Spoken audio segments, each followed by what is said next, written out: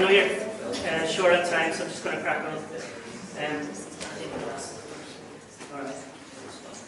So, the idea of this is to show you how a lot of my paintings have been created, how certain ideas have emerged and how they reappear, and some of the various techniques that I use.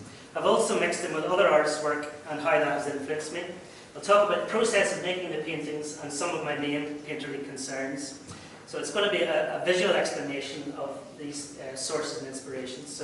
And it's going to be semi-chronological, really. I'm going to start 30 years ago, about 1992, 93, so I was probably about 3 or 4 years older than you are now. So this was a painting in first year out of art college, really. And this time I was more interested in, and still investigating, the use of oil paint. Mostly because it's the first time you get to use it in art college. And you're used to using water-based acrylics, and you're just using water. You apply it, dries quickly, and you can paint right over the top of it. But it's much more difficult to get your head around oils. So the visual effect of the paint and the various other textures and methods, I was kind of exploring that. So it's a difficult medium anyway. And the subject matter was really the excuse to do that, but I wanted to say something other than just an abstract mark. I wanted so that the paint was displaying something of the properties of that which it represents. So in this case, the pink tufty hide of a winter tufty hide of a calf. So that sort of lumpy paint sort of suggested that to me, but it wasn't a photographic representation of it, if you know what I mean. So at the time I was looking at artists like Frank Auerbach and Leon Kossoff for their use of paint and texture. Since then, I've always liked to draw attention to the idea that what the viewer is looking at is painted and is paint. And I know that seems obvious, but there's so much painting that depends primarily on replicating photography, and that it's never really appealed to me. I like paintings that communicate in other ways through tactile or sumptuous surfaces, where the physical presence of the paint is. So it's one of the many approaches I've used to accentuate the fact that the paintings are made of paint, really. So this is a Japanese artist called Katsuo Shiraga. And in the late 50s, he was part of sort of the first Asian avant-garde movement, really, where they were working beyond, without brushes and canvases. They were kind of using their bodies. So he had this particular method of applying the paint. It was much more of a performative practice, really. He was swinging on a rope and sliding around with the paint, And his gestural style was, right about the same time and similar to the abstract expressionists like Pollock and Takuya. But the reason why I'm showing that really is it's because it illustrates the juicy sort of physicality of paint and the gestural trace of the artist's energy in making the painting. Now, I like that sort of visceral quality, but I see that, however, and I want to use it for something else. Sorry, I'm going too far ahead. I want to use it for something else. So I feel like I always need to underpin the painting with some kind of figuration or a clue or some element that suggests that what you're looking at is not totally abstract, or it is partially describing something.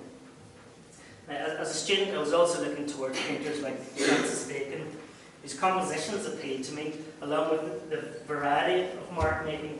In parts you can't really see here, but you see it in real life. So you've got like thick blobs of paint, you've got big flat areas, and you've got sort of gestural marks around the eye, and then sort of odd compositions and little devices he's using in the composition. So things like that appealed to me as a student. And where am I? Let me see. So yeah, in parts gestural, in parts flat, and also looking at painters like Takuya, it was quite clear where you can see the big brush marks and that, and how they were made, and gestural marks like that. So I played around with that. I played around with the idea of marathon runners, and I was a keen runner at the time, and I was making use of their colourful vests and their sweaty faces, and trying to translate that into paint. So you can see how the influence of Bacon and Kossoff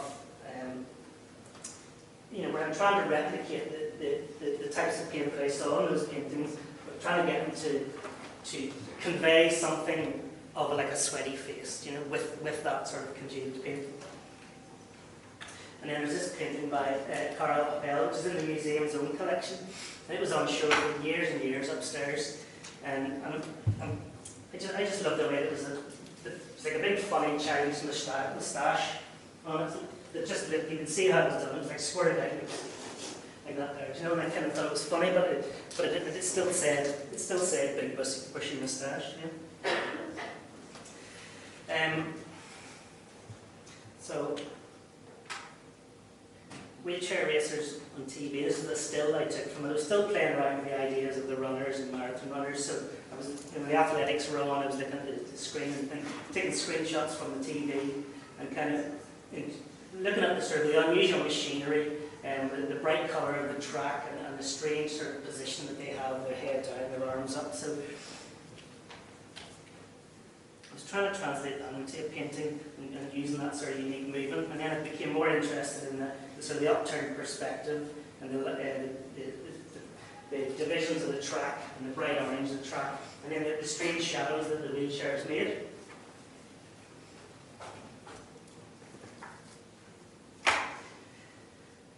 And that sort of upturned perspective then reappears in other paintings. And the shadows themselves, that idea kind of reappeared in a much later painting, mid 2000s or something like that, where it kept the shadows almost as if they were traces of what the players had been doing, but equally just an excuse to disrupt the imagery that you might be used to. So about 1995 then, I went to the Royal Ulster Academy in London. I'm showing you this slide because in my first year then I was kind of looking to my immediate surroundings for inspiration. And the library's up here, and I got out in the balcony and was sketching with coloured oil pastels, just the people coming and going in and out of the summer show. And at the time, the courtyard was covered in like a pink gravel. And because I was using the oil pastels, and they were quite basic, not quite basic colours, but they were bright colours in a sense. So this was on paper, a mix of charcoal and acrylic, and so I was looking at my sketches and thinking about the upturned perspective that was in the wheelchair painting.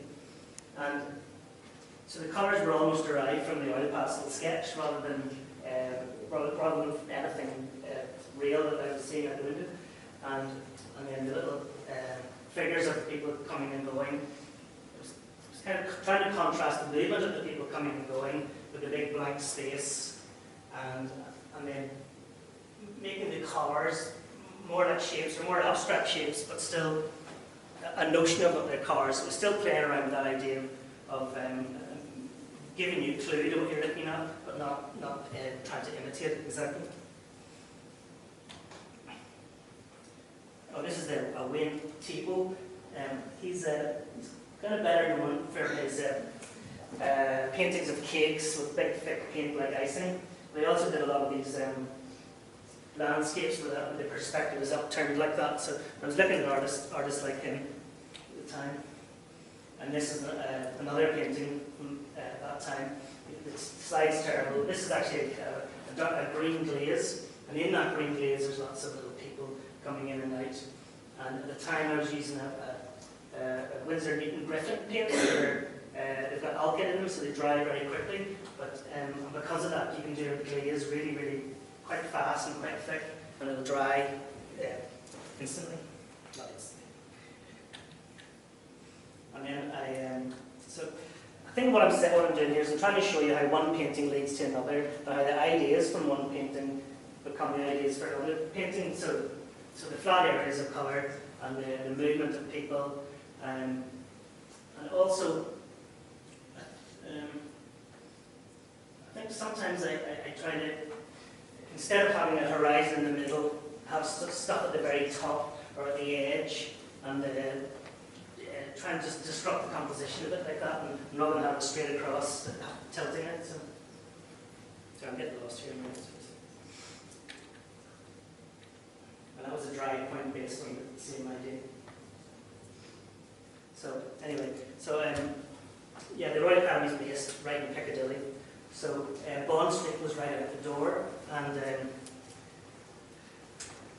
I was sort of looking to their agency shop windows, and it was a good excuse for finding a meeting of abstract and figurative elements, because the shop windows themselves were almost framed little colourful units. So I set about creating my own sort of abstract environment with which to populate these sort of figurative elements, all the while underpinned with something recognisable. So in this case, the bands of paint across became like the shelves and the shoes, almost a bit like musical notes on a manuscript. And then let me see. So this little aspect here, when the paint's just sort of spreading, it's almost like a little diamante shoes, and they're sparkling, or maybe it's the movement of the shoe, or maybe it's a reflection in the window. So things like that, I'm kind of telling myself as I paint it, almost like as an excuse to do that, rather than saying this is the outline of the shoe and it must sit there. So it's kind of playing a bit with what you're meant to be painting, and then just enjoying doing the painting itself and what the paint does. So in that case, I was sort of dabbling the paint, probably a bit. Let's get ahead a little bit. Okay, well that's one of Wayne Thiebaud's pictures of the cake, where he's used the paint a bit exactly. It looks like icing the paint itself when it was on, but also an example of that sort of a display, a bit like the shoe shop window. So, and the little dabbling effect on the shoe was probably coming from this Bonner painting. So he's like amongst one of my favourite painters, along with Vuillard. And the dabs of paint suggest the dappling of the sunlight and the little bathroom mosaic tiles. And this sort of fluid feeling of paint spreads its way across the canvas, changing colour just as the sunlight does. But it's also saying something about the warmth and the atmosphere, the heat emanating from the bath. And then this painting of Vuillard illustrates that notion where the wallpaper or the pattern of the dress is taken over, or taken on more importance and moves about the canvas. And he was very influenced by Japanese woodblock prints and making paintings which assembled like areas of pure colour where the subjects were blended into colours and patterns, and also this sort of negation of depth. Not unlike the flat areas of colours in Japanese prints themselves. An example of the kind of pattern kimonos that he was influenced by. So all the while I'm thinking about paintings like that, and I think at the time also there was a painter called Fiona Ray who paints abstract paintings, but they're very much almost like a collection of little techniques that build up to the one canvas. And I liked her paintings, but at the same time I wanted to do something else with them. So the dress itself is almost like an abstract painting if you took it by itself. But it's also influenced by Vuillard's patterns, and the patterns are sort of have a life of their own and merge and blur with the background.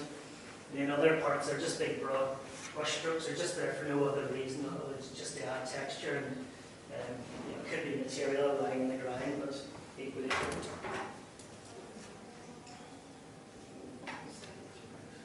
Oh yeah, so this was another shop in Bond Street. It was like a Christian Lacroix boutique.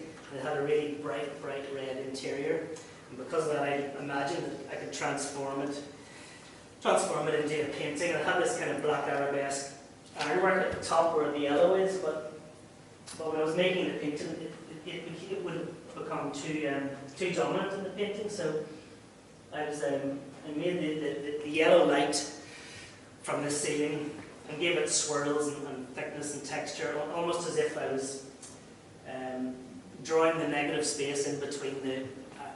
I don't know if that makes sense. If you're drawing a chair, rather than drawing the lines of the chair, you're looking at the spaces in between. So it's kind of thinking about it like that. But really, it was an excuse to marry the thick sort of gestural lump of paint with this smooth, bright red. and then I kind of populated with this sort of movement of people or cars going past. So I think what I'm doing is it's still that idea of contrasting movement and texture, or different textures and different colours together, rather than I think it's the contrast of that I'm after. So that red paint, it was like a really nice sticky red paint. So I just enjoyed using it, and this was probably a move on from the shoe painting, even though it doesn't look like it, but it was that idea of stripes, and I like the idea of these horizontal stripes. And I looked at the Albert Hall, I was thinking, well, there's tiers there, I could use that, even though it's like a red sandstone, it's not anywhere near as bright as that, but I thought I could use that as a reason to have the stripes, and then have steps below, and another reason for those, another flat area here, and then I break the steps up and the verticals into sort of shadowy figures that might be walking, traces of them almost, and the statue itself.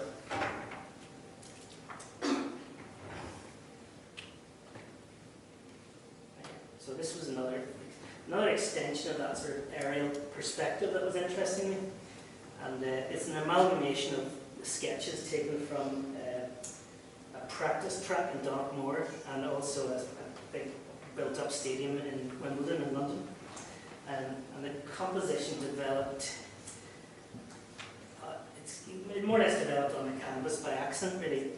At first I was thinking of having like a split screen, where almost like in a video game, where the top layer has like a linear progress, say like of a race car game or something like that, right? So there's like a linear progress where you can see where things are going, and then the bottom part was like a close-up of the track. So I think when it's first iteration, there was like a bit of a curve of the track, and then I'd split it way up at the top and have this linear thing. And after a while, as I was painting it, it wasn't working out, and then I joined up this bit with the long bit at the top, and then I thought, oh, the perspective was, I was enjoying it more, and it kind of looked like almost like a bendy, almost like a bird flying overhead, where it's looking down here and then looking up there. So it's that sort of perspective you can only get if you're sitting drawing and looking. With a camera you can't get it. You'll get the panorama that a camera does, but it has its own. Or even if you're drawing and you're going to draw your feet and draw up there, you'll have your own perspective because your eyes are wanting to look at different things. And it's kind of that idea. And then plus I got to use a lovely green paint, and then sort of delighted in making this look like maybe the grass is worn away. This is the sand which I saw in the practice track, and then you get to put it into obviously. You can't see it. There are nice details here. You can't. It's all missed on the bad photograph and the projection, but. Yeah, so let me see, what year is this? We came back to Belfast by 98 or 99 or something like that. And there were docks being retrofitted or refurbished in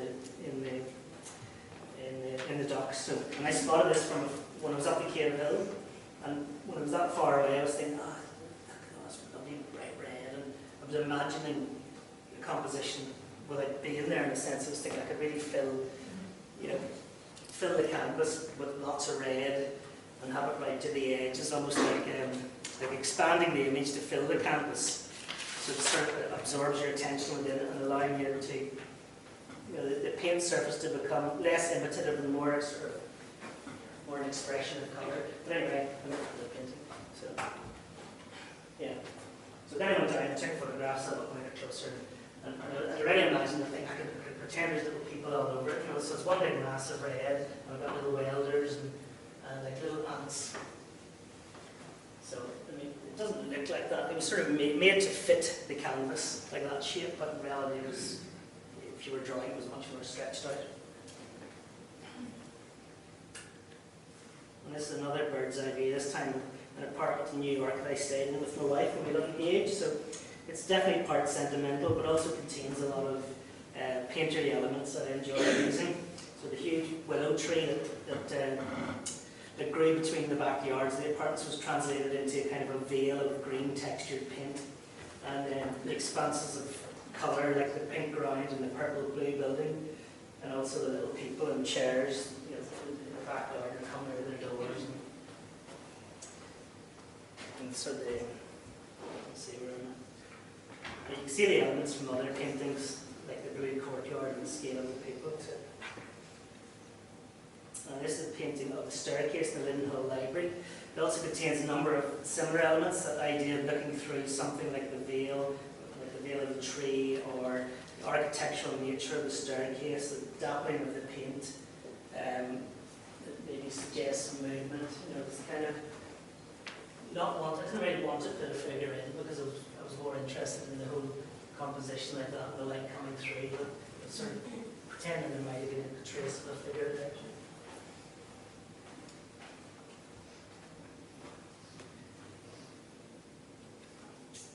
This is another artist who I admire and have been influenced by. It's a guy called Michael Andrews. He was a contemporary of Lucian Freud and Francis Bacon.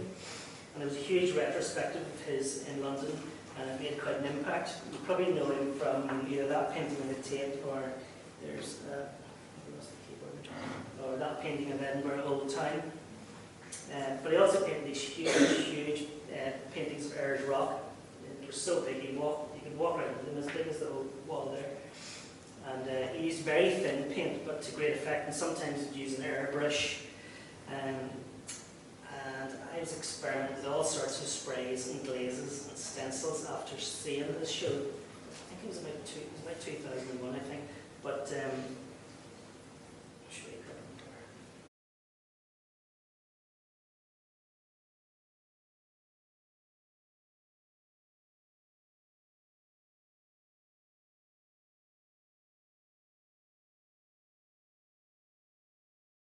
Thames is a painting that he made just before he died, and it explains some of the ideas that I have about painting. The way he's poured on paint and glazes and moved them about, and they've dried and moved along the canvas and left a sort of a residue.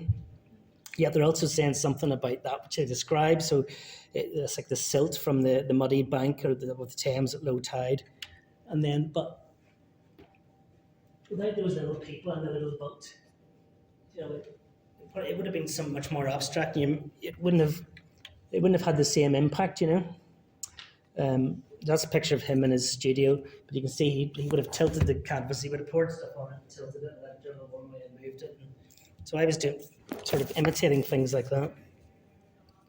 And these are photos from the studio floor, really, of my dad's greenhouse. So they were taken for reference for this painting. Terrible photograph, I know, but I was messing about with a spray gun and a mouth spray after seeing the Michael Andrews show.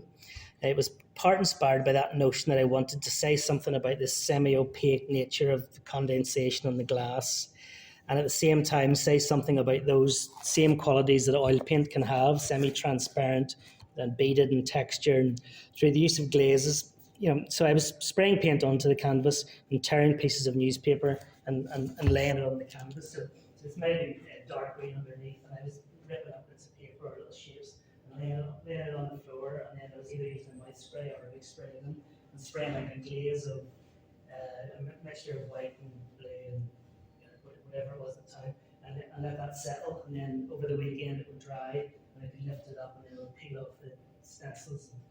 So it was just looking for different effects. And also the stretcher was quite a broad stretcher, so it had the effect of being a box in itself, and almost as if this whole surface, the whole surface of the canvas was almost like the glass wall of the greenhouse. Yeah.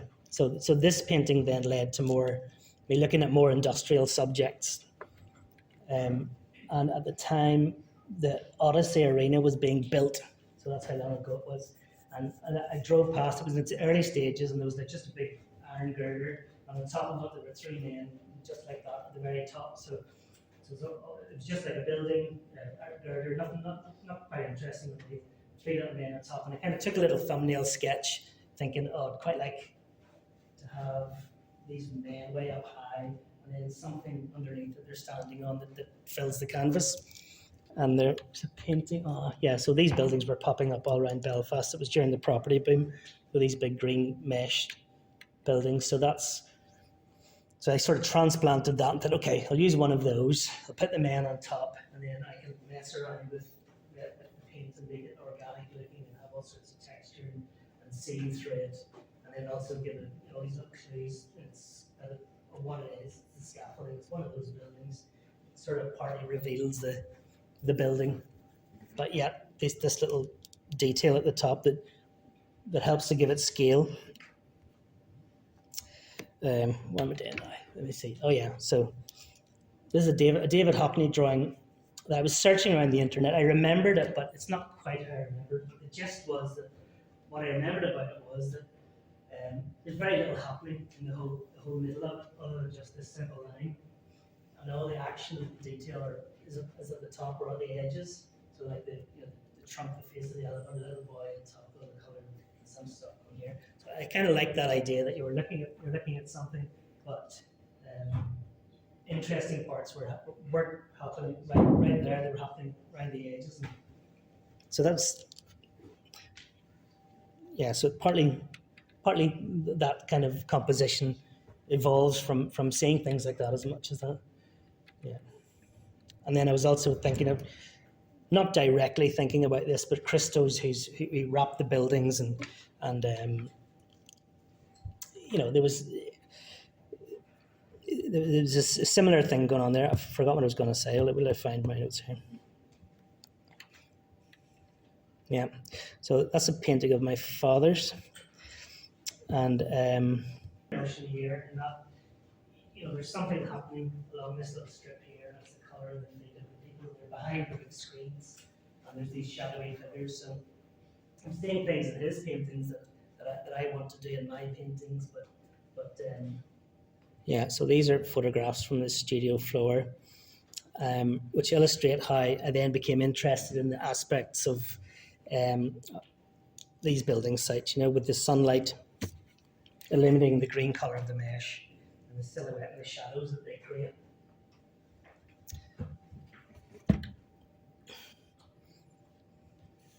So I was still playing around with that idea of the veil notion. These became much, much bigger, and I became more interested in getting the perspective right with these. So that it was almost like a fisheye perspective, or so I was using 3-point perspective, and I was literally putting the canvas on the floor and screwing a screw over there, and one over here, and one over here, and then I was tying little guide ropes to it. So I'd begin and stretch it out, and then say, this is going to be the middle, or this is going to be the horizon. So I could change the perspective of the building, so it looked either absolutely enormous, or else you were looking down on it. And then this is sort of a one-off painting. I kind of developed that idea. This kind of actually came from a design for an office, like a computer-generated design, and it had reds and blues in it, and I imagined then warping it and messing about the perspective. And these are like collaged paper lines that were. It was almost as if you were like a CCTV camera above the ceiling, looking down into the office, and it was still that notion of messing around with the perspective, and then the detail and the color of the chairs, letting you know that it's an office, and that these strips could be some kind of roofing.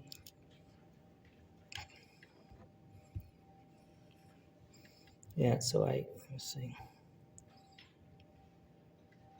So having things part concealed and part revealed by the green netting became almost organic and growing like algae over the buildings, becoming more textured. So it was like a mixture of this sort of sprayed surface that I was doing, and then much thicker, much more textured, and still having sort of little shadows of people up in these up in the sort of the sunlit areas.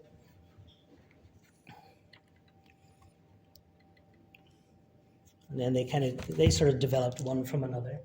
So this became even more like some algae or some sort of growth. And I made quite a lot of those actually. So. And then they started to become more imaginary. So a lot of the other ones were derived from photographs of actual building sites. And then as I kind of worked more with the perspective lines and got used to the little walkways that were built, started to almost design my own buildings, as it were, to fit the canvas.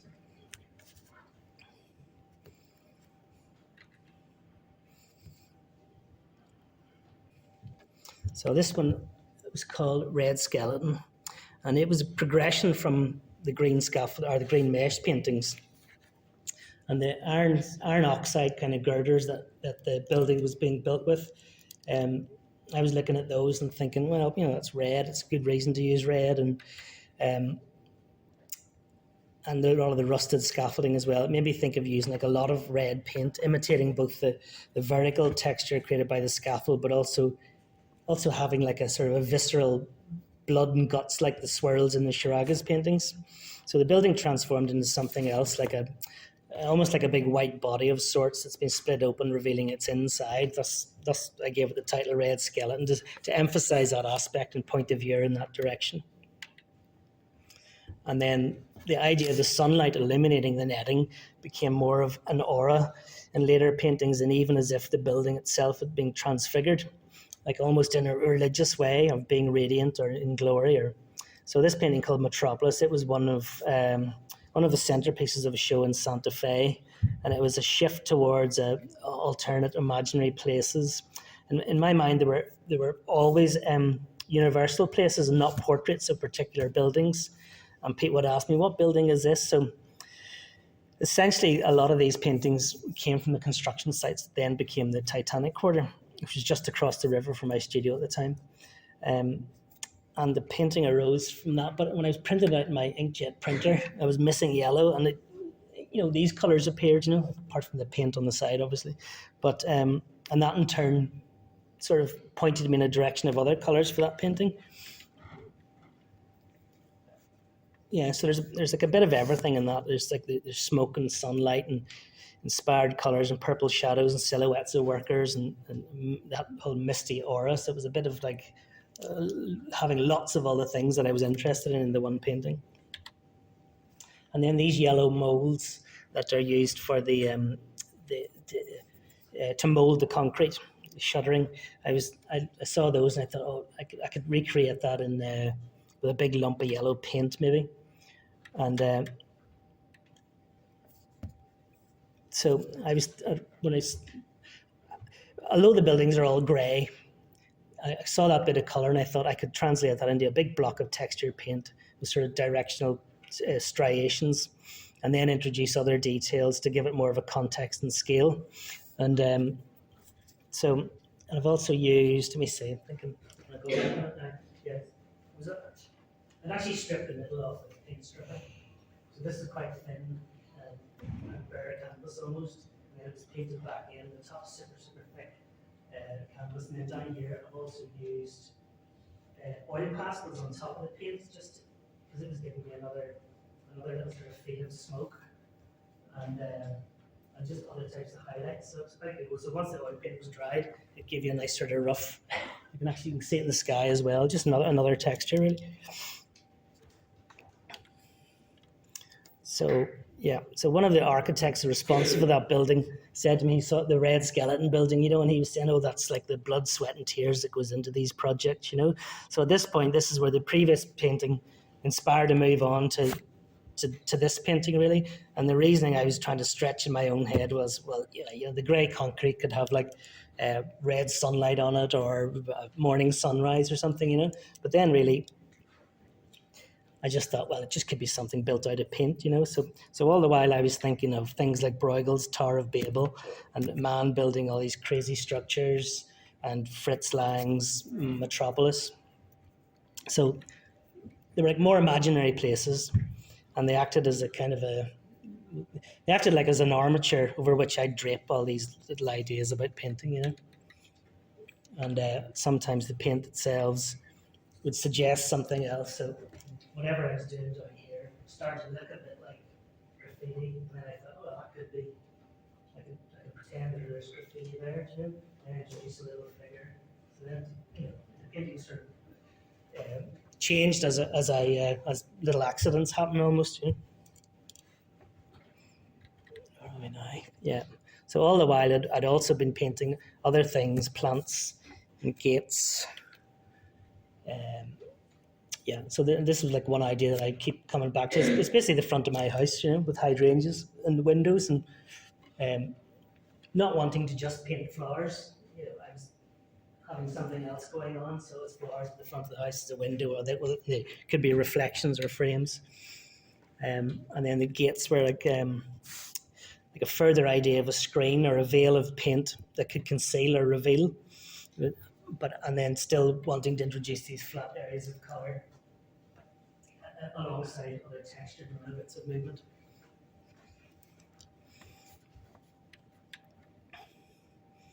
And little figures that may be moving or not.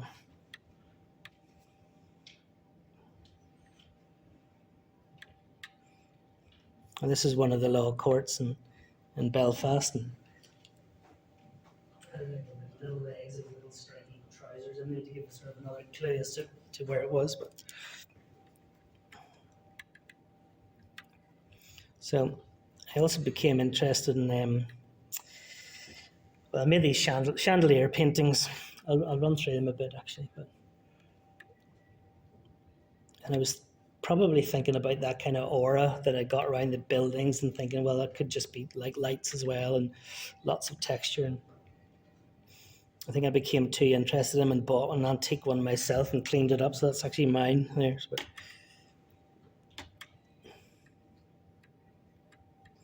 But this is by a guy called Hyman Bloom. He was like a Latvian-born artist, but living in America. And I really like his paintings. They're really diverse, but amongst his paintings, he made a series of decorated Christmas trees and chandeliers. And they're part figurative, part abstract aspect, sort of, and that central design struck a chord with me. So I wanted to play around with that idea. So that's how the chandelier paintings began. But he's also known for these sort of exquisitely gruesome paintings of cadavers, and they're quite disturbing and about death, but they're equally very beautiful. And the skin has an almost kind of jewel encrusted like surface.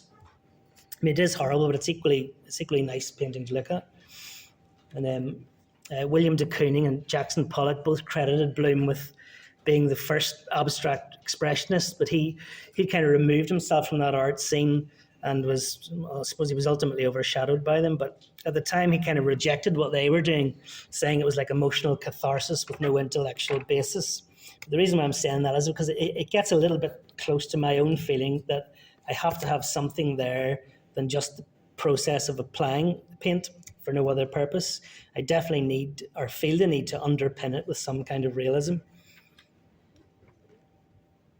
So, and these are earlier paintings, the earlier painting of the greenhouse was also pointing me in the direction of palm houses, almost like an inversion of the buildings where they're architectural in nature, but the vegetation and the organic element is on the inside, whereas on the other buildings it was kind of on the outside, and they're enclosed by this sort of curvilinear structure.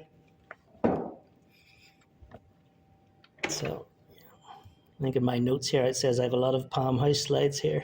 Talk about whatever. But anyway, so it was that idea of having lots of texture, lots of deep, texture you could sort of see, combined with the light, but yeah, it was still breaking the light up with the iron structure. And in this one, I was pouring a glaze over that texture, almost to try and replicate a kind of a misty glaze of the sort of the dank air in the palm houses.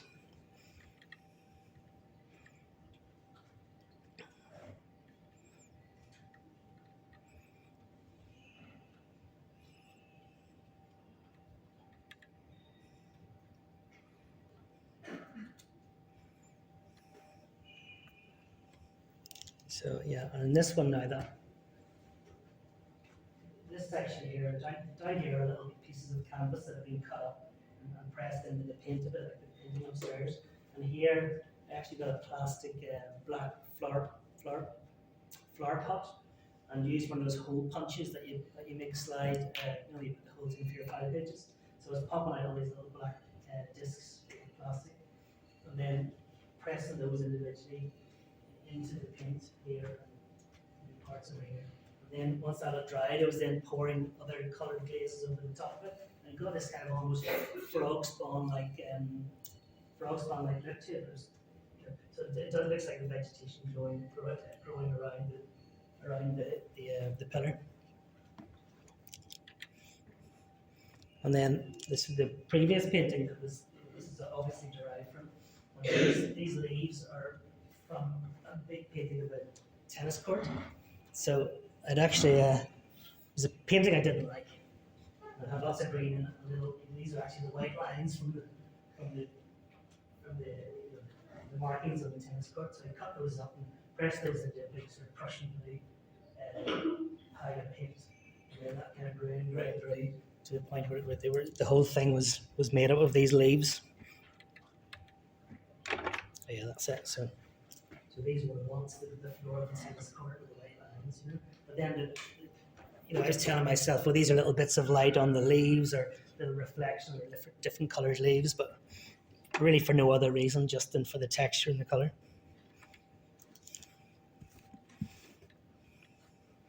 Yeah, so I made quite a lot of paintings of the Palm House in various sort of forms. But yeah, and then this one probably relates a bit to the one upstairs as well.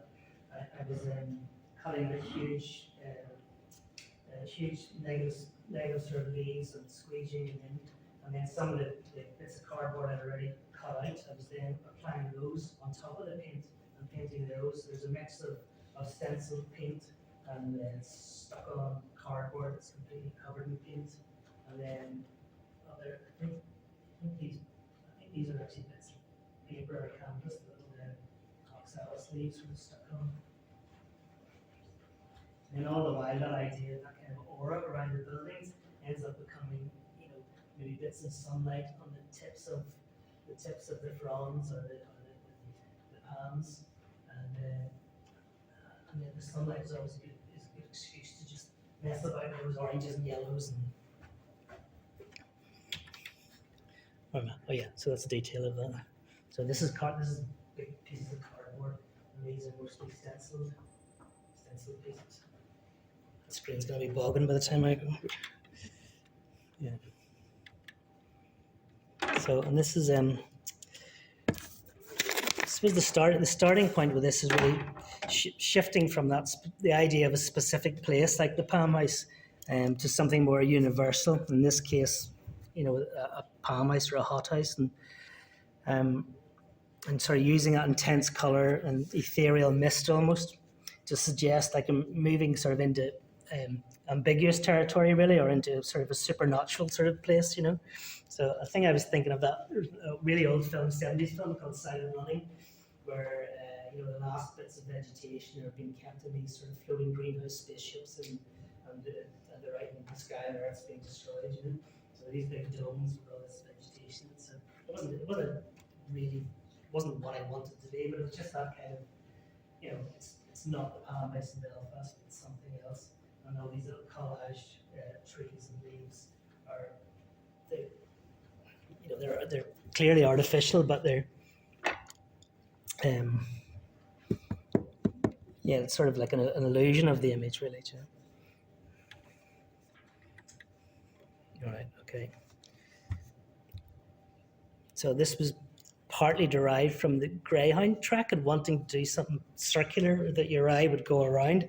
It's a bit of a one-off painting, really, and it was partly inspired by those HDR photos, that setting in your camera where the dark bits are bright and the light bits are bright, and so there's a whole range of contrast. And so it's of a circular bridge in Shanghai called the Nanpu Bridge, and yeah, so I was. It's a bit science fiction, really. I was kind of thinking of the traces of the car lights, and then how it becomes almost like circuitry or circuit board. But it's kind of a lot of other elements that I like, the mistiness and the veils with the purples and the skyline at the top, right on the edge of the canvas, where something else is happening. So this is a painting of my mum's. It's of a place I know well. It's the Cave Hill. And she made a number of paintings of this spot. They're much more expressive than mine, I would say, and they're probably about this size here. And you might know that one from the Maureen Boyle's, the cover of Maureen Boyle's book on poetry, The Work of Winter. But I'd imagined a vague composition with this expansive snow at the bottom and a row of trees at the top. But then as I did that, then I wasn't happy with it, and then the horizon sort of moved down a bit, but other things take over and other ideas emerged in the painting, and it's kind of reminded of Uccello's Hunt in the Forest. This is one of the first paintings of the use of perspective, but it was that idea of the dark trees and figures coming out of it. It wasn't a deliberate. I wasn't deliberately thinking of it. I was looking at things like that at the time, and Adrian Berg's paintings of trees and parks with a reflection in it, and also Peter Doig, similar kind of. I know he was influenced by Adrian Berg as well, but the idea of the trees that are, they're not photographic representations, but they're something else. So I wanted to paint the snow not in a photographic way, but in or not about like expressionistic brushstrokes, but something else that part described maybe the crunchiness of snow like that, or snow that's been disturbed by welly boots or the tracks of the sleighs, but yet still retaining the abstract quality of the simple paint on the canvas, and delighting in kind of little human element in it. Oops, gone too far. Yes, that's another painting my mum's of the Cave Hill. And those trees in the foreground were, they were inspiring the trees in the snow painting in a sense, you know.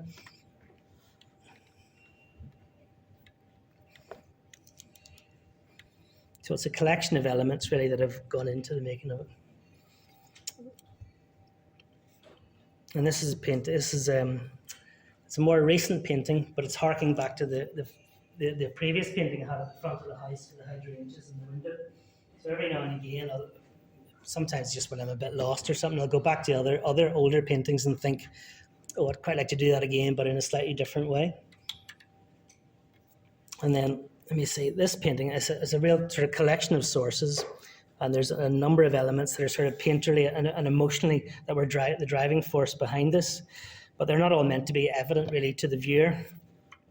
So this is a painting by an American artist called Lisa Sanditz, and it struck a chord with me a long time ago. It's called Infinite Cherry Blossom and depicts like a man-made cherry tree, an artificial one, you know. And I think it was just the red ground and the combination of reds and pinks and blacks that I remembered and thought, oh, I'd quite like to do something in that vein or in that sort of scheme, you know. And then this painting by Gauguin of The Vision After the Sermon. His paintings are also inspired by Japanese woodblock prints of Hiroshige and Hokusai, but that idea of a non-naturalistic landscape and the use of flat areas of colour, in particular this red ground, reflect that influence. And then these are, you know, the old cherry trees in Japan. They're propped up with supports, you know, they're keeping them alive and they're so old, you know. And they have these festivals at night. At night they kind of illuminate them with lights, and I think it's called Yozakura, and it's just that notion of shining the light on them, both sort of metaphorically and visually. And they're sort of richly symbolic, really, and particularly in Japan, because the transience of the blossoms and their beauty and volatility is, you know, it's often associated with mortality. But this one of Van Gogh, I liked Van Gogh. I didn't really have an excuse to put one in, so this is the excuse, because it's cherry blossoms, really. And he also loved the Japanese prints and copied quite a lot of them. So, and this is another painting by my mum of a cherry blossom tree in her garden, but you can also make out that the tree is also a female form. And similarly, the next two paintings of hers, you know, where the form is almost in bas relief and coming out like this. You know, seeing stuff like that all the time is also influencing me, and that's like almost to the extreme where the painting has become a sculpture.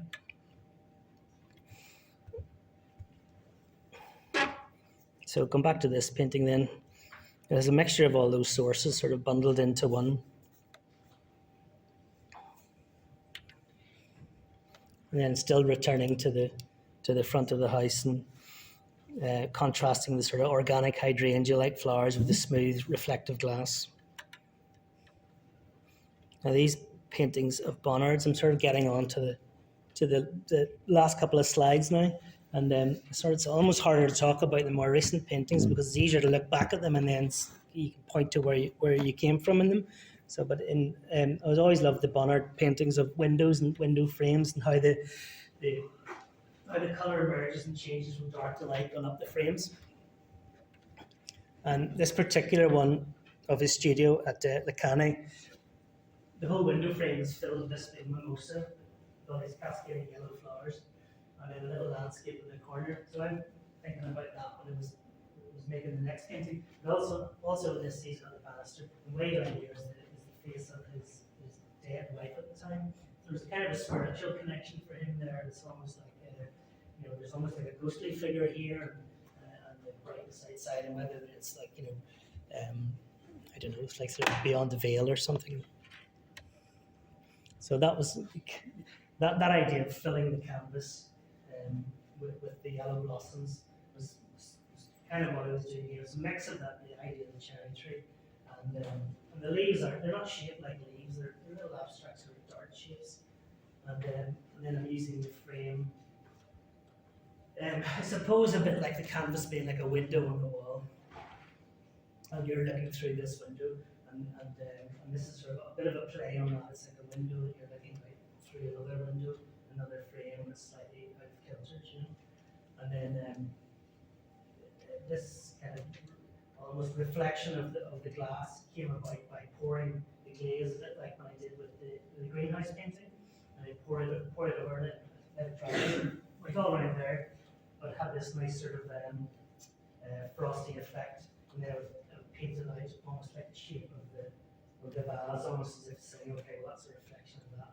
And then I put this sculpture of a bird in, and made a sort of similar reflection, even though it wouldn't reflect that. It's just that idea of playing around with it. So that was the sculpture of the bird that we used, and we had an exhibition together, my mum and I, and we sort of concocted the exhibition because we had the sculpture at home and it was in my paintings, and she had rooks in her paintings, and then gone too far now. Okay, so I'll come back to that.